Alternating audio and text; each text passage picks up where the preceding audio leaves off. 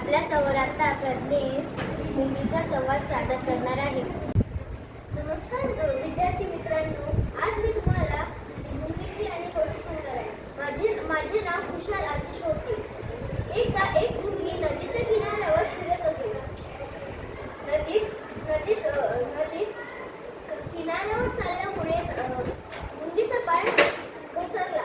त्यामुळे मुंगी नदीमध्ये पडली. मुंगी प्रवाहासोबत वाहत चालली होती. तिथूनच एक झाडावर कबूतर पाहत होता. कबुतराने एक पान तोडून मुंगीवर फेकले. मुंगीने ते पान पकडले आणि त्या पानावर चढले आणि ते पान वाहत किनाऱ्यावर आले. मग ती मुंगी निघाली. आणि एका दिवशी काही शिकारी पक्ष्यांना पकडायला आले. त्या शिकाऱ्याने निशाणा लावला कबुतरावर. तेवढ्यातच मुंगीने तिथे पाहिलं.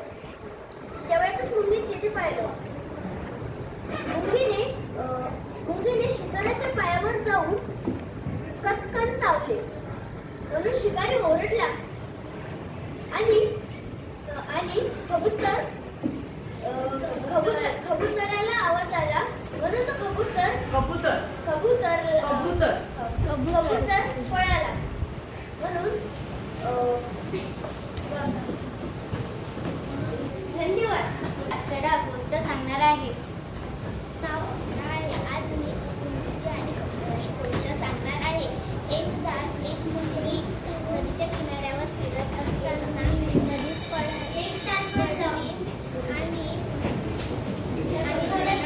प्रवाहासोबत वाहत चालली गेली व तिथे झाडावर बसलेल्या एका कबुतराने ते बघितलं आणि मुंगीसमोर एक पान टाकलं व मुंगी त्या पानावर चढली आणि त्याच्या सहाऱ्यानं नदीच्या किनाऱ्यावर पोहोचली. आणि खूप दिवसानंतर एक शिकारी तिकडे आला नदीच्या किनाऱ्याजवळ. तिथे त्याला कबूतर दिसलं व त्याने त्या कबुतरावर शिकारा लावला.